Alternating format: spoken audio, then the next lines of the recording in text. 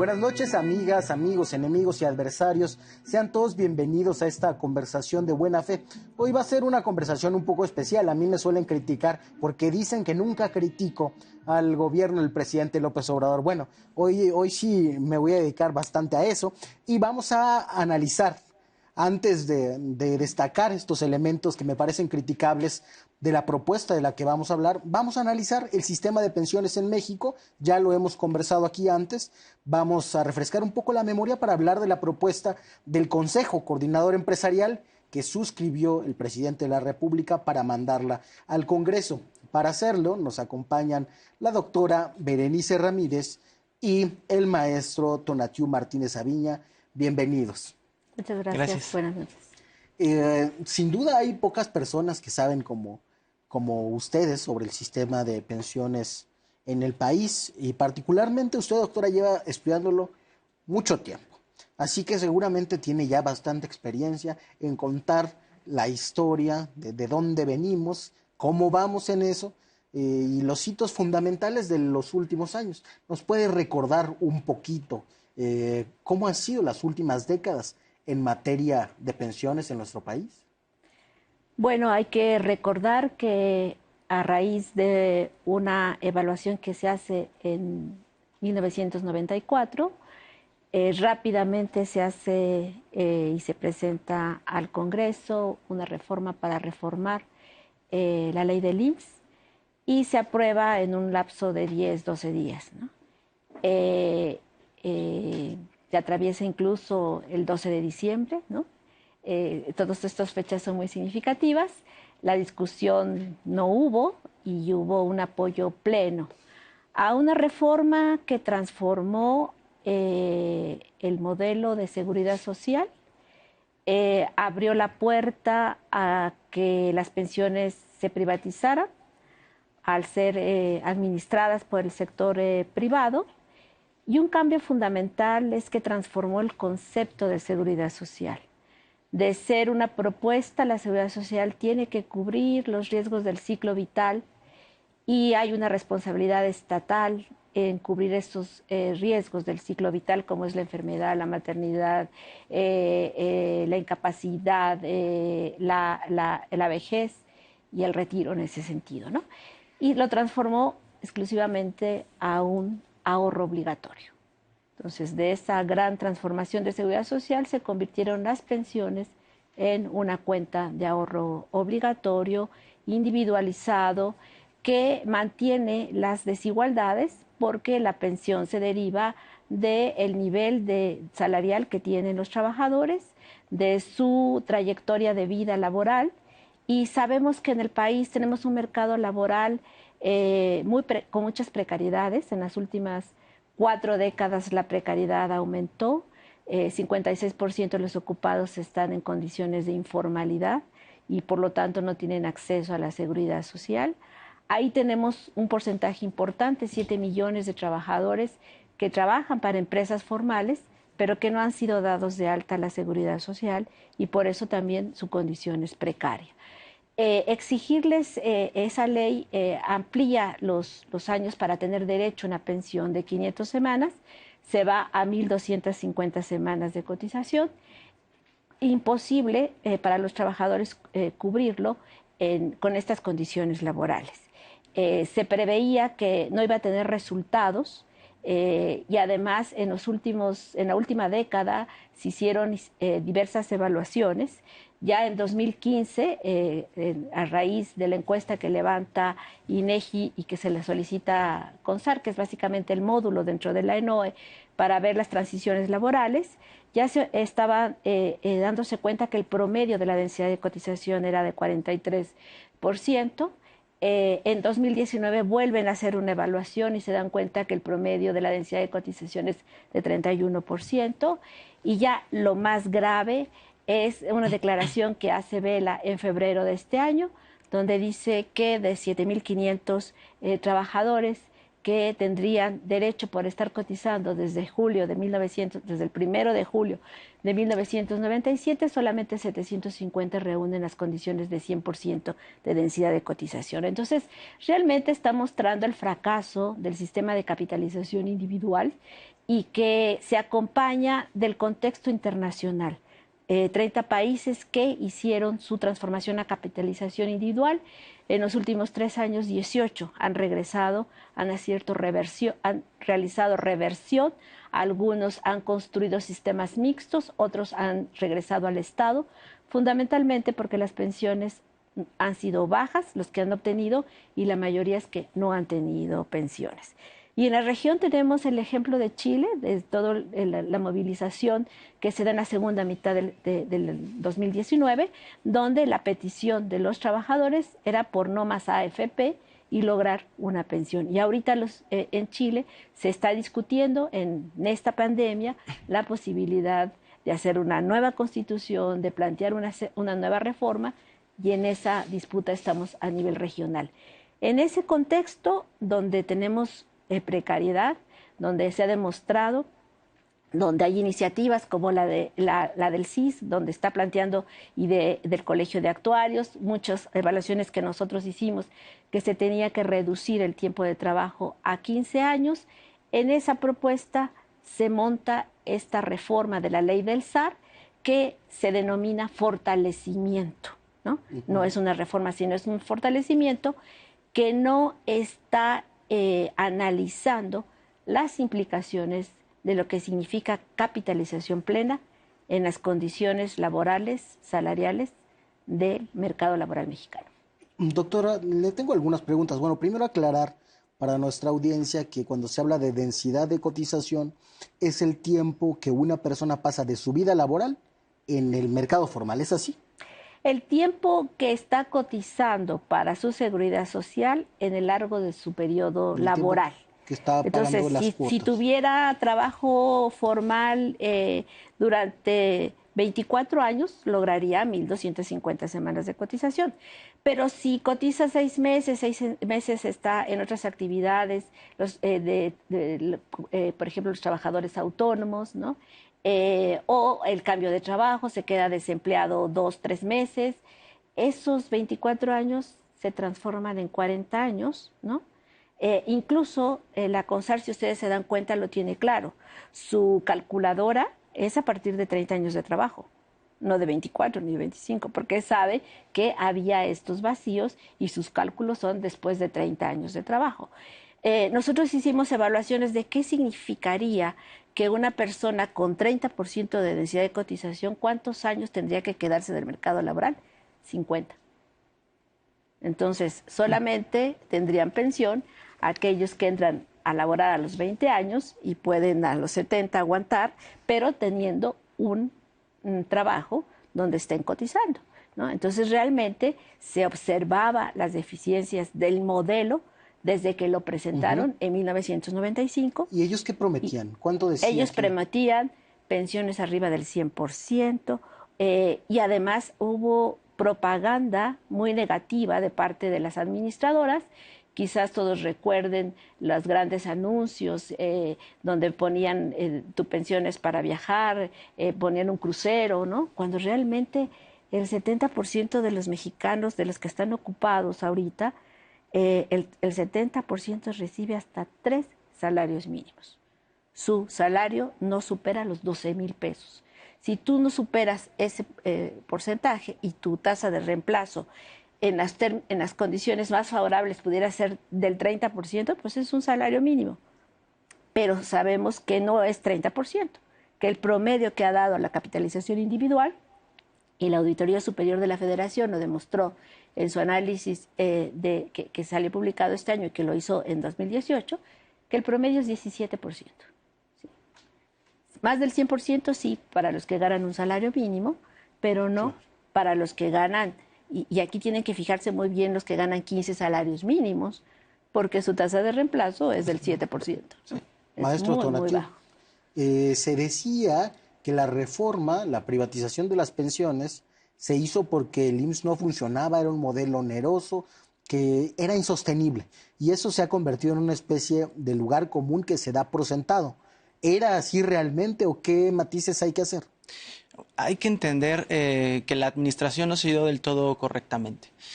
¿Cómo funcionan o cómo funcionaban las pensiones antes de que todo este problema se hiciera público, por así decirlo? Teníamos un gran fondo donde todos los trabajadores aportaban y lo administraba el IMSS. En teoría, todas esas administraciones, todas esas inversiones, todos los proyectos deberían de haber sido proyectos productivos que generaran rentabilidad, que generaran desarrollo económico y evidentemente que regresara el capital que se había invertido en los proyectos con intereses para los trabajadores, para pagar las futuras pensiones. Esto no fue necesariamente así. En México, por ejemplo, utilizamos el dinero para pagar auditorios, para pagar el Atlante, para pagar hospitales que son necesarios también, unidades obreras. El problema fue que no se devolvieron los recursos, por un lado. Otra situación fueron deficiencias administrativas en términos de que como el IMSS administra todo o administraba todos los seguros, el de enfermedad y el de maternidad son seguros deficitarios. Necesitan constantemente dinero. Entonces tomaban de las pensiones cuando es un seguro superavitario, normalmente va para arriba en su etapa de acumulación, y pues de ahí agarraban, neteaban y financieramente pues salían avante cada año. Entonces llegamos a un momento en el que la reserva técnica, que es el nombre que en la literatura adquiere este gran fondo, pues disminuyó a niveles ya insostenibles para el pago de las pensiones. Y entonces el sistema cambia de nombre. Nosotros tenemos un sistema teóricamente construido al menos en las leyes que se llama de beneficio definido de capitalización colectiva. Y eso es como se deberían construir actuarialmente, financieramente los seguros de pensiones. Desafortunadamente, cuando mengua el fondo, cambia de nombre y se llama entonces beneficio definido de reparto. ¿Por qué se sigue llamando de beneficio definido? Porque las leyes siguen estableciendo que los trabajadores van a recibir un porcentaje de su sueldo, sí, pero cambia cómo se financia. Al ser de reparto, ahora los trabajadores activos van a ser los que financien a los trabajadores, a los pensionados, y entonces eso es lo que empieza a presionar financieramente al seguro o a la institución, al gobierno incluso, y eso es lo que causa problemas. Y eso es lo que muchas veces atacan los detractores o las personas que respaldan a las AFORES, que respaldan la capitalización individual. Dicen, no, es que beneficio definido de reparto va a llevar a la quiebra al Estado. Y no necesariamente es así. Pero si tenemos mercados como los que describió la doctora, donde son débiles, donde las personas salen y entran de la formalidad, los sueldos son precarios, pues la presión financiera sobre este tipo de modelos es bastante dura. Algo hay de cierto de que no, financieramente el IMSS no estaba tan bien por el tema de las pensiones, pero fue por malas decisiones en parte.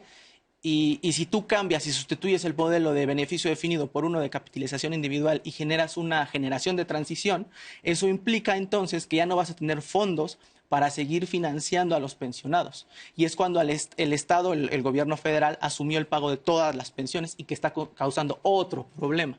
El costo de la generación de transición, que ya números cerrados asciende casi a $1 billón al año del presupuesto de egresos. Entonces, déjame ver, maestro, si entendí bien, no había un problema tanto de modelo, sino de gestión y de decisiones políticas. Lo que se tenía que retribuir al Instituto Mexicano del Seguro Social de lo que se invertía del dinero de los trabajadores, no se le retribuía y se tomaba ahí, además, para financiar la parte, digamos, médica del IMSS y otros aspectos que usualmente consumen más dinero. Esto llevó a que en vez de que fueran los propios fondos de los trabajadores los que financiaran sus pensiones en un futuro, digamos, incrementando los recursos en ese fondo, se tomara de las aportaciones de los trabajadores que estaban en activo.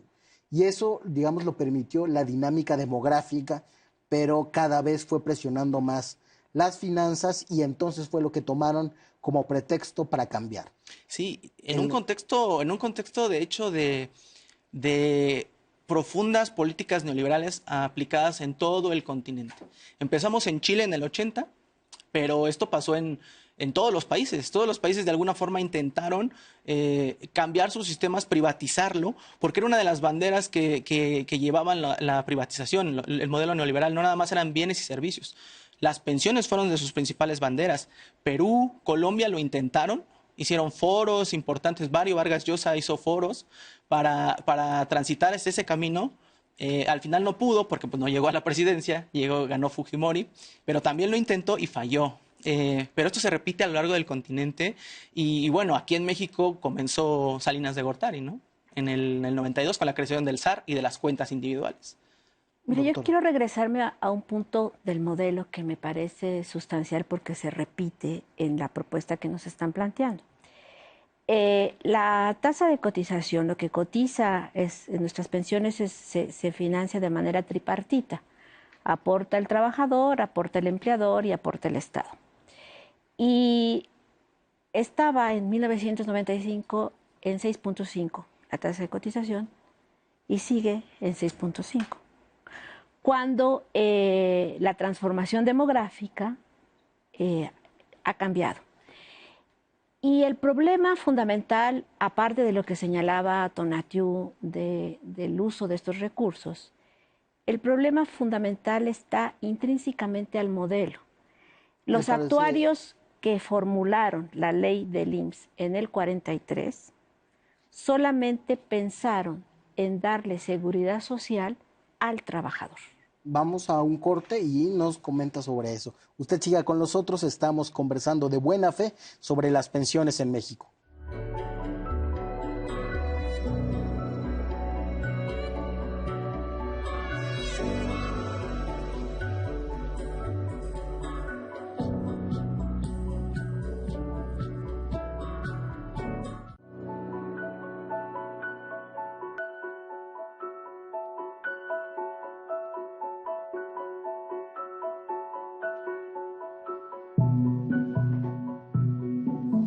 Qué bueno que sigue con nosotros, porque nosotros seguimos conversando de buena fe sobre las pensiones y la fallida propuesta del Consejo Coordinador Empresarial que adoptó el presidente de México y que mandará al Congreso. Ya explicaremos por qué se trata de eso. Nos decía, doctora, que hay una razón histórica de que las aportaciones estuvieran en 6.5% en 1995, que es cómo se pensó el Seguro Social en el 43. Sí, en el 43 la tasa era del 6, precisamente porque era nada más tomando en cuenta la esperanza de vida del trabajador. Y a lo largo de la construcción de la seguridad social, en los años 60, en 73, se empieza por decisiones presidenciales, a señalar que iba a haber también seguridad social para beneficiarios.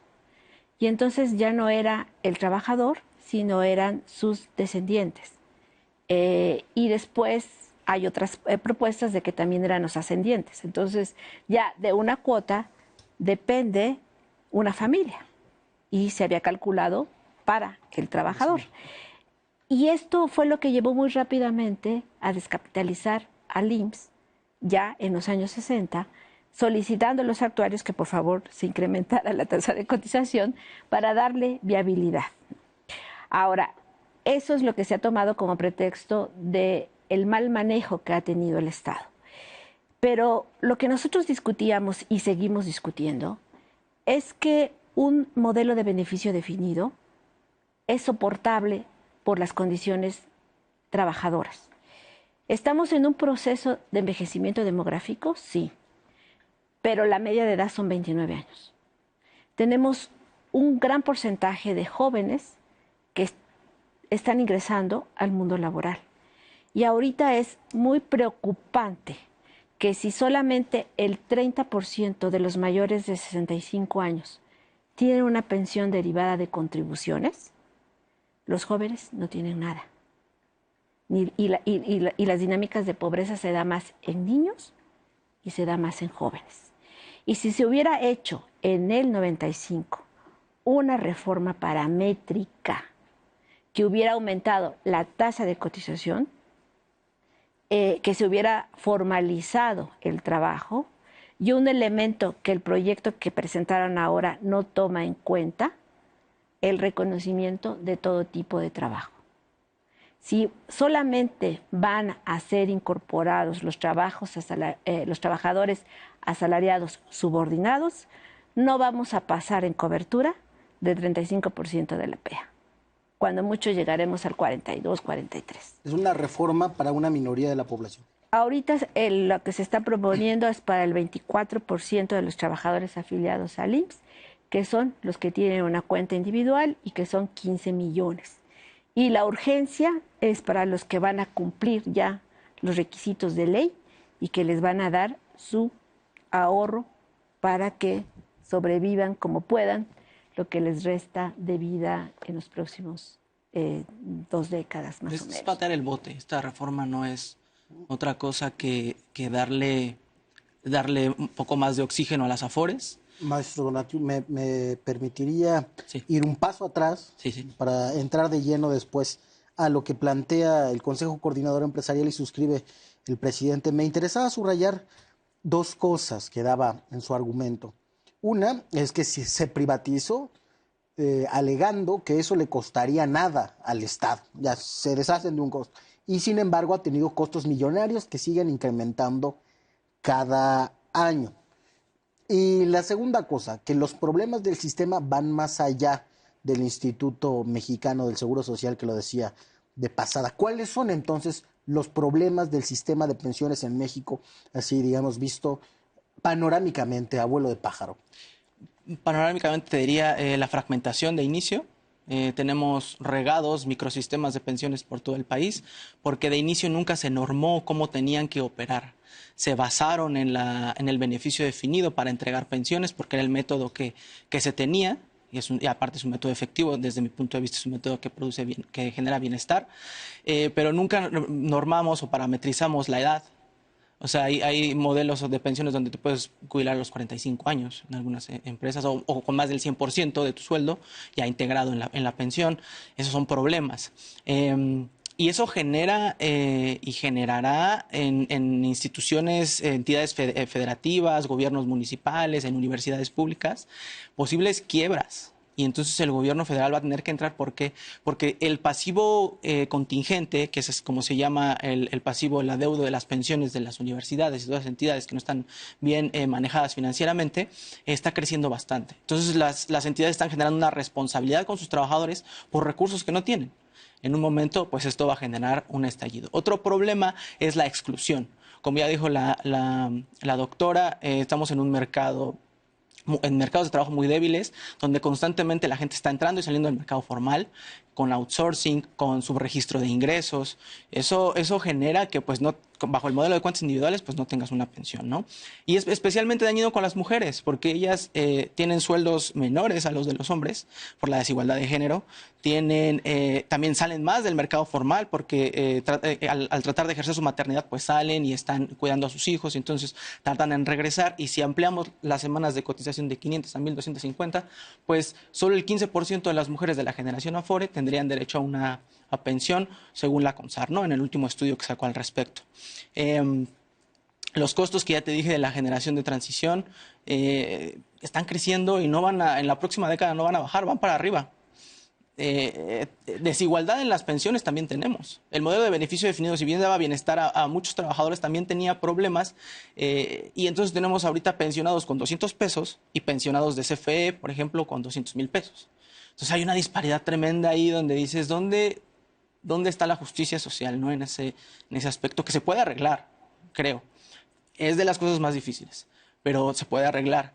Y finalmente el último problema ya sería, para cerrar, el de la generación Afore. Las personas de menores ingresos, ya mencionaban, solo 2 de cada 50 de las personas que ganan un salario mínimo podrían pensionarse.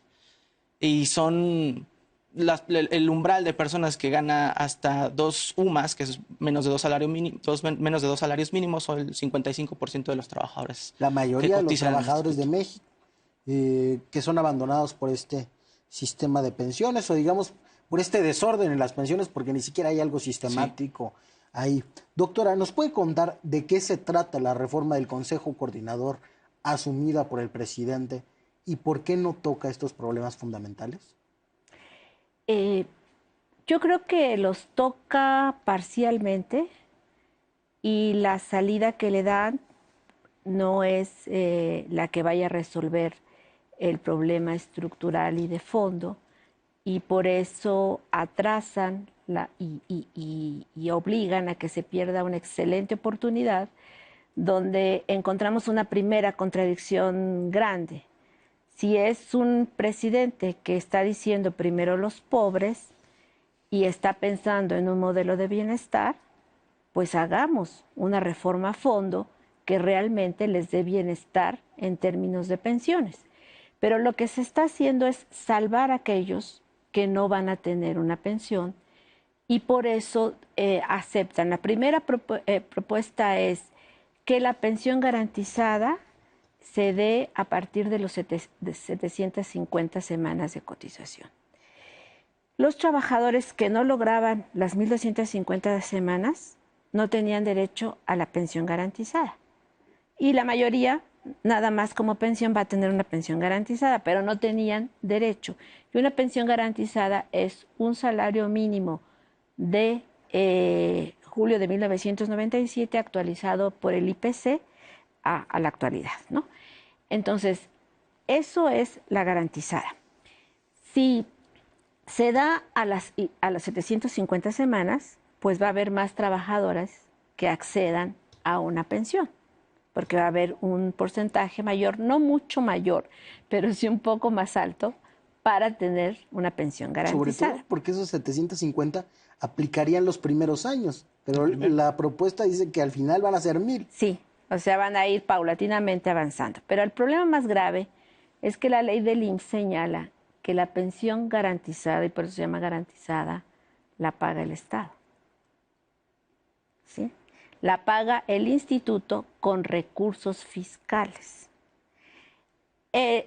Lo que ahorra, lo que está en las AFORES, se los va a pasar al IMSS, pero ya tenemos también evidencia que cada vez con los que ya tienen capitalización individual y pensión garantizada, que cada vez más la aportación del Estado, el subsidio del Estado, va creciendo porque son ahorros insuficientes para mantener una pensión garantizada, que esa sí es vitalicia, ¿sí? Entonces, el problema mayor es que es una propuesta que pretende que no aspiremos a una pensión mejor, sino que nos conformemos con una pensión mínima garantizada de un salario mínimo. Y se montan en la reforma del artículo 4, donde ya está establecida una pensión de bienestar, y entonces te dicen, tu tasa de reemplazo aumenta, porque si le pones, si le bajas a 750, si le pones esa base, pues la tasa de reemplazo es mayor. Y para financiarla, entonces los empresarios dicen, aceptamos que la tasa de cotización se vaya hasta el 15% y nosotros la vamos a pagar. Pero el Estado se va a ocupar de los 4 primeros UMAS y no va a gastar más, sino su cuota social, que ya aporta hasta los 15 salarios mínimos, la va a reducir y la va a redistribuir en los primeros 4 y nosotros nos dedicamos del 5 en adelante, ¿sí? Pero como bien decía Tonatiuh, el 70% de los trabajadores están hasta 3 salarios mínimos y como el 80 y tantos hasta 5 salarios mínimos. Entonces se quedarían con los demás altos de ingresos para que no vayan a espantarse cuando vean que su tasa de reemplazo es del 10%, ¿verdad? Entonces, aunque estén aportando sobre 25 salarios. Entonces, ese es el diseño, pero significa que va a ser más costo fiscal para el Estado. Ahorita la generación en transición ya cuesta 4% del PIB. La de bienestar como 0.6%, y entonces le seguiríamos metiendo cuando tenemos necesidades de inversión en salud, que sigue siendo 1.7 del PIB, en esta situación de pandemia y en estas condiciones de salud de la población mexicana, y 3% en educación. Entonces, pues realmente se tiene que visualizar los gastos que se requieren para no quedarnos todos en mínimos, sino aspirar a que se vaya fortaleciendo. Esa es la primera propuesta y por eso se dice que aumenta la tasa de reemplazo y los empresarios dicen asumo, ¿verdad?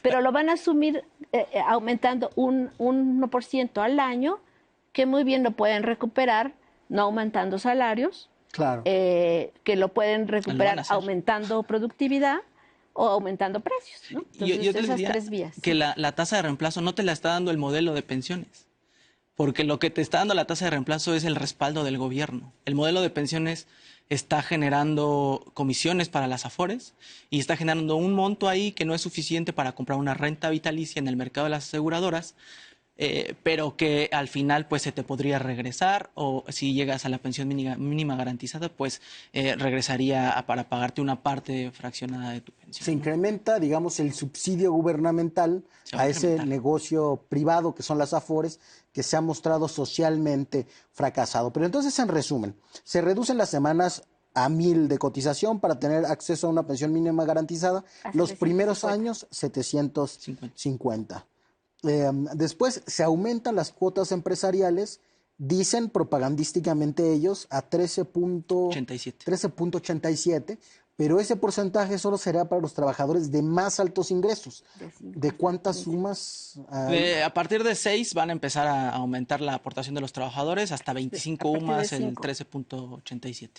Y además se diversifican las formas de invertir, decían, para que los trabajadores tengan mejores rendimientos. Esa sería una modificación a la ley del SAR, parte de la iniciativa que comenzó en 2019, en enero de 2019, y que yo creo que fue uno de los momentos en donde empezamos a hablar más a nivel nacional de pensiones.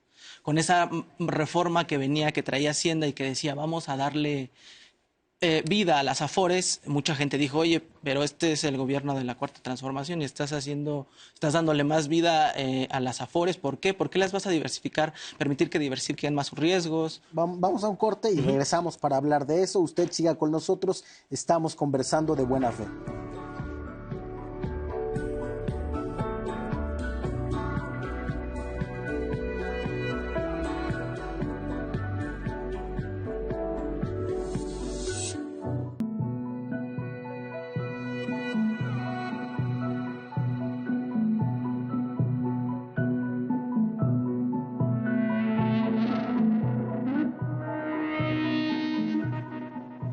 Gracias por seguir con nosotros. Seguimos conversando de buena fe sobre las pensiones en México y la iniciativa empresarial que acogió el presidente López Obrador. Maestro Tonatiuh, lo interrumpí, pero ahí vamos a hablar de cuáles son los problemas de esta iniciativa. Sigamos sobre ello para terminar haciendo, en este que es el último bloque, un balance que nos explique por qué. ¿Por qué el gobierno que dijo que por el bien de todos, primero los pobres, mandó bueno, no la ha mandado, esa es una de las cosas que tenemos que discutir, pero dijo que mandara una iniciativa cuyos rasgos principales más bien dejan ver que por el bien de las Afores, primero los ricos? Claro. Yo creo que hay varios puntos que podemos tomar para explicarlo. Uno, a lo mejor, es las puertas giratorias que están en Hacienda y en el gobierno. El titular de la Unidad de Seguros y Pensiones de Hacienda es Carlos Noriega Curtis, que hasta el sexenio anterior fue el presidente, el director de las Afores, de la Asociación de las Afores. Y ahorita está en Hacienda, ¿no? En el gobierno. Entonces, defendiéndolas desde ese punto. Ahorita el presidente de las Afores es Bernardo González, que antes fue el presidente de la Comisión Nacional Bancaria y de Valores. Nuestro secretario de Hacienda viene del Banco Mundial. El Banco Mundial es un ente que se dedicó a privatizar, a dar préstamos con condiciones que implicaban privatizar las pensiones, los sistemas de pensiones de algunos países. El subsecretario Llorio también. Entonces ahí podemos encontrar una parte de la explicación, decir, bueno, ellos tienen su forma de pensar, de ver las cosas y evidentemente no es en pro del bienestar de la gente, sino más bien de este sector. Moody's lo decía, ¿no? Lo celebraba de alguna forma, decía, el sector estaba en peligro, sacó un reporte, pero pues las que salen ganando son las Afores. Lo dice Moody's así. Sí, lo dice Moody's y está ahí, ¿no? En Forbes y en su reporte.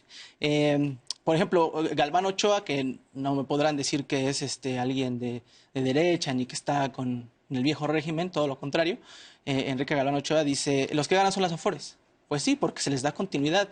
Y ahora dice, la parte de la propuesta y de lo que se dijo, se anunció, es van a disminuir las comisiones al 7%. pues sí van a disminuir las comisiones al 7%, pero si subes el monto de la tasa de contribución, van a cobrar sobre un mayor monto. Entonces, Un evidentemente... mayor monto que en última instancia va a poner el gobierno. Pues sí, porque al recomponer la cuota social y al que la cuota social se vaya a los deciles de los trabajadores de menores ingresos, pues va a salir de ahí, ¿no? De esta parte también que la cuota social se pudo recomponer y utilizar de otra forma. En la conferencia teníamos, por ejemplo, la propuesta de que fortaleciera la pensión universal.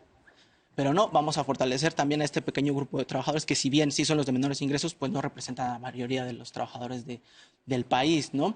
Entonces, esa es otra explicación. El Consejo Coordinador Empresarial tenía ya supuestamente trabajando esta propuesta desde el 2019, desde el año pasado, la venía cabildeando y demás, anunciando. Pues nos tomó por sorpresa, al menos a mí, en la mañanera, cuando se empezó a anunciar, y yo vi demasiados actores y dije, ¿qué está pasando aquí? Está el legislativo, está el secretario de Hacienda, y la estaban anunciando ya, ¿no? Faltaron los trabajadores. Faltaron los trabajadores y también algún otro grupo de empresarios, porque pues solo estaba Carlos Aceves, que representa como tú lo has explicado también, es el sindicato de los patrones, ¿no? Sí, estaban ellos. Así es. ¿Qué hizo posible esta reforma? Bueno, esta propuesta que yo avance. Creo que es interesante que se discuta porque es un proyecto de reforma. No conocemos la iniciativa, pero como fue presentada, no hemos superado para nada los viejos tiempos de un acuerdo entre cúpulas. La podría haber firmado Carlos Salinas de Gortari. La podría haber firmado cualquier otro presidente porque es un acuerdo de cúpulas, ¿sí? Y necesita ser una propuesta que venga del diálogo social, que están pensando, que están viendo también los trabajadores. No es tanto la movilidad laboral como es que muchos trabajadores nunca se han inscrito al IMSS porque no hay acceso. Si soy trabajador autónomo, si soy trabajador independiente, no tengo la posibilidad. Y que me digan que solamente abrir una cuenta de ahorro cuando no hay credibilidad, no hay legitimación del sector financiero. O sea, los trabajadores también en ese sentido están claros. No hay legitimación por lo que han realizado en la situación económica, ¿no? Entonces, bueno, está presentado como proyecto, se presenta como de beneficio, ahora sí los empresarios son solidarios, pero cuando las empiezas a desmenuzar y hay otros elementos que contiene la propuesta del Consejo Coordinador, por ejemplo, ellos están retomando una propuesta de la OCDE donde decía que no se le diera el monto del ahorro al trabajador cuando le dan negativa de pensión, sino que se prorratee. Sí, porque como se lo va a gastar todo, o sea, no tienen la capacidad de prever, que se lo den en retiros programados. Y eso ellos lo tienen en su propuesta, ¿sí? Entonces, hay que estar muy atentos, no sea que venga en la iniciativa, si ya está planteado cuando presentaron lo que están considerando con qué hacer con esos ahorros. Otro elemento también importante es que la gente sepa que es un sistema muy caro, ¿no? Las comisiones, además de onerosas, a lo largo del ciclo de ahorro del trabajador representan 28% del ahorro, mucho, ¿no? Muchísimo. Mucho lo que te quitan en comisiones. Pero aparte es caro porque tienen que hacer cabildeo, ahí tienen que hacer propaganda, tienen que pagarles a todos los agentes para que la gente caiga y se cambie de afuera, aunque no sepa bien qué significa, a lo mejor pierde, ¿no? Entonces es un sistema caro y tenemos que hacer un fortalecimiento de bienes públicos. La seguridad social tiene que salir del circuito de la mercantilización y crear un sistema de bien público que le dé esa base de seguridad a las personas y un fortalecimiento en términos de salud, ¿no? Y aquí para ir concluyendo, la pandemia pareciera que no está significando para las personas pensar sobre una nueva realidad, ¿no? El virus, y van a aparecer muchos virus, ¿sí? Nos obliga a reconcentrarnos en un modelo civilizatorio diferente. Tenemos que ubicar a la vida en el centro y el virus nos los está demostrando. La cantidad de fallecimientos que tiene el país son por las condiciones de salud que tiene la población mexicana. Y si ha atacado mucho a la población entre 30 y 40 años, es por el descuido que tienen en términos de nutrición, ¿no? Entonces, realmente creo que podríamos salir fortalecidos si volteamos y vemos otro tipo de elementos, pero desafortunadamente creo que la sociedad mexicana no la han orientado adecuadamente para que vaya discutiendo hacia esas direcciones. Empieza el proceso de normalización y uno ve que la gente corre a los centros comerciales.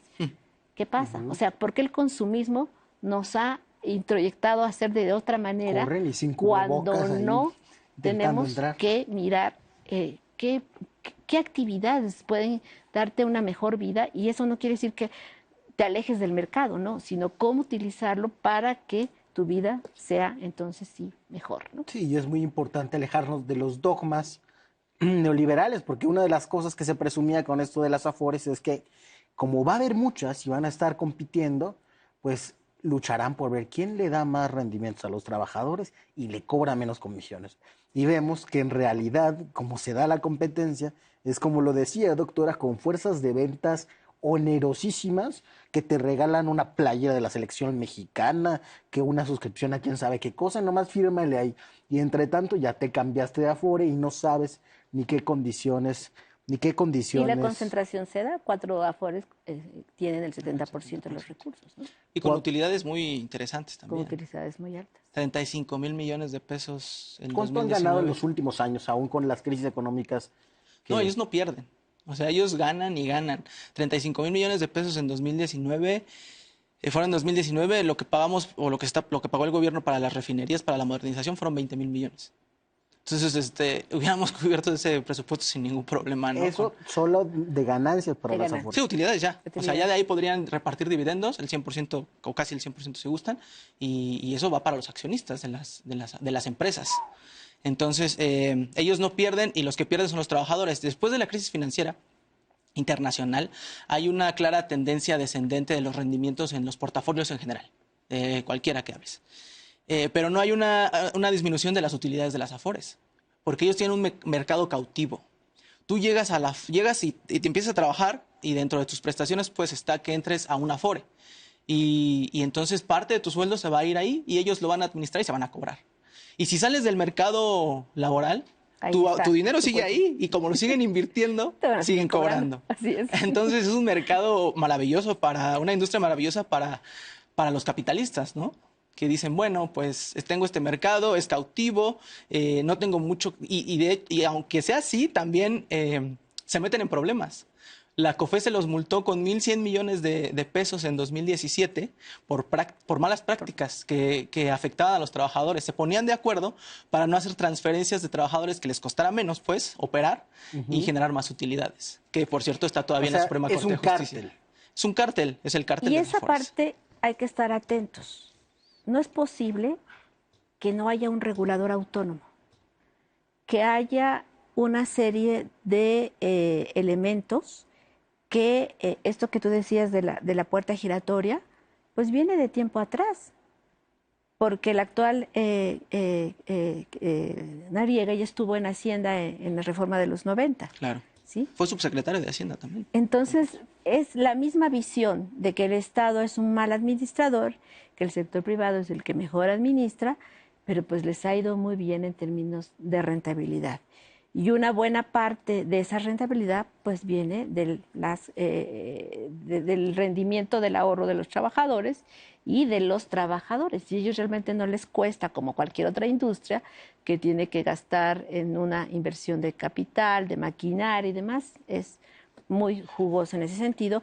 Y por eso es que están vinculados a nivel regional, pues para que no pasen más reformas. No, eso es muy importante, la parte de las inversiones. Es una de las banderas que usan.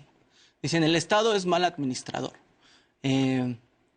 Tuvimos problemas en las inversiones que realizamos en el pasado, pero no es el único ejemplo.